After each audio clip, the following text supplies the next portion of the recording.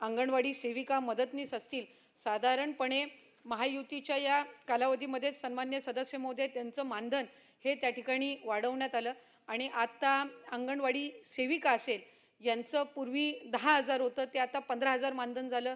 मदतनीसचं सुद्धा त्याच्यामध्ये त्यांच्याही मानधनामध्ये त्या ठिकाणी त्या रेशोमध्येच वाढ ही करण्यात आली.